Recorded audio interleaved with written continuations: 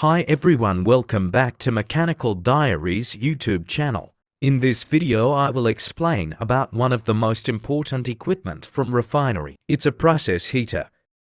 We'll see from this video what is heat transfer mechanisms, use of process heater, types and major components of heater, so don't skip the videos.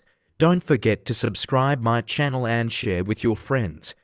Process heater used in refineries to heat the fluid for further process in downstream, like distillation, reaction, fractionation purpose. Please watch until end.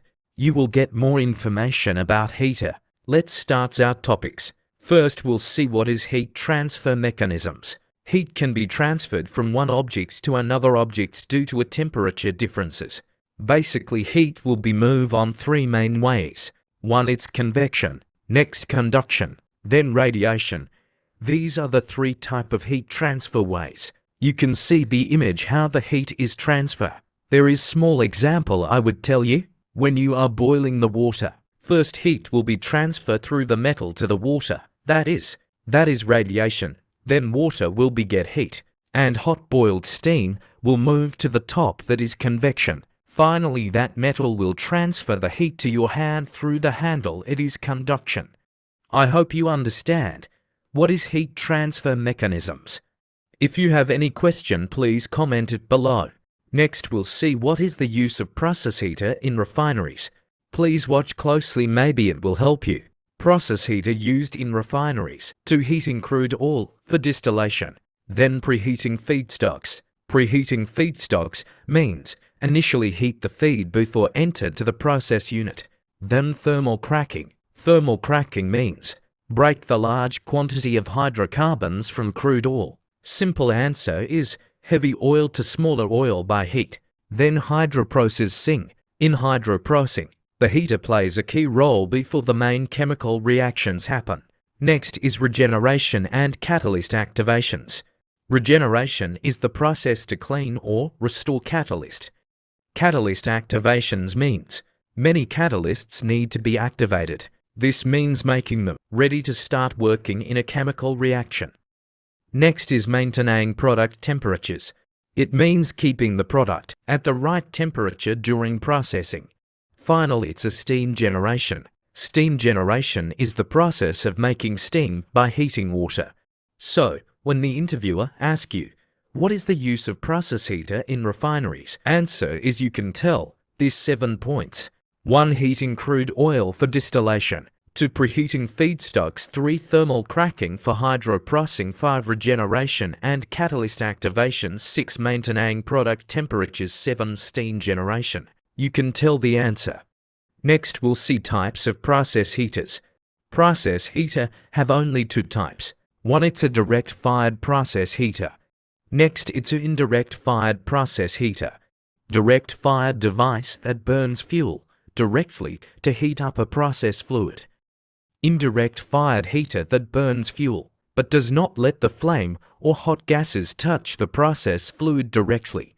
That is a difference between direct fired and indirect fired process heater. Next, we'll see the working principle of both process heaters. Direct fired heaters, tubes carrying process fluid, are exposed inside a firebox. Indirect fired heaters, combustion heats an intermediate medium. It is an important answer of indirect fired heater. Back to direct fired, combustion gases transfer heat directly to the process tubes via radiation and convection. Indirect fired heater, this medium then circulates to a heat exchangers that heats the process fluid. Direct fired heaters commonly used in crude oil heaters, vacuum heater and reboilers units, and indirect fired heater commonly used in sulfur unit. Some storage tanks need to be maintained heat on that unit, and some area where temperatures control and safety are critical. These all the working principle of both process heaters. Next, we'll move to the advantages of direct and indirect fired heaters. First, we'll see the advantages of direct fired, high thermal efficiency because due to direct heat transfer. Indirect fired heater reduce coking risk because flame not exposed directly to the process fluid. Next, advantages of direct fired is compact and capable of handling high-temperature process fluid, and indirect-fired heaters safer for temperature-sensitive fluid. Direct-fired heaters is widely used for hydrocarbon processing in refineries, but indirect-fired heater is cleaner and more controlled heat delivery. These all are the advantages of both heaters. Next, we'll see the disadvantages of both heaters. End of this video. I attached one video for you, so watch until end. There is more risk of coking inside tubes if temperatures exceed safe limits in direct-fired heaters. Next, indirect-fired disadvantages. There is low thermal efficiency due to extra heat transfer step. Direct-fired heaters requires careful burners management and flame monitoring. Indirect-fired need higher capital and operational cost. Direct-fired will get process fluid is exposed to potential hot spots or thermal degradation. Finally, indirect-fired disadvantages is larger footprint compared to direct-fired units, because indirect heater burner chamber will be in one location and combustion chamber be in another location, so that is more footstep for operating. Mostly in refinery, all the units have direct-fired heaters only. So now we'll see the types of direct-fired heaters.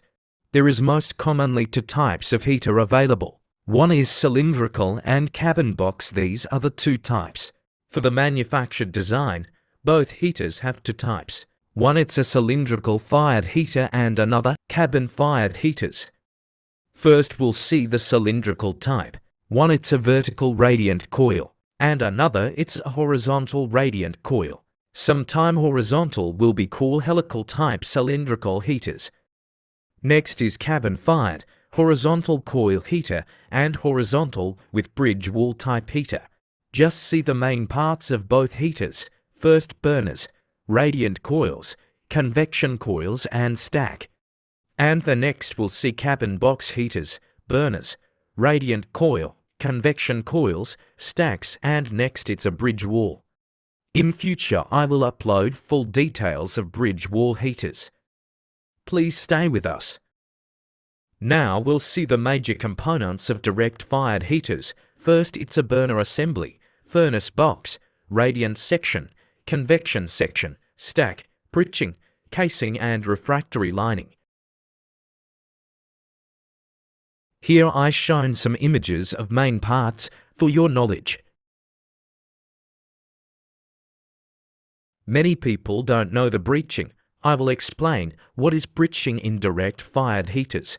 Breeching it's a large exhaust duct carrying the combustion products flue gases safely away from the heater and toward the stack. Next we'll see the operating parts of breeching. First, for breeching will be controlled by cables and position indicator will be there for you can see the damper blade open or close from downside.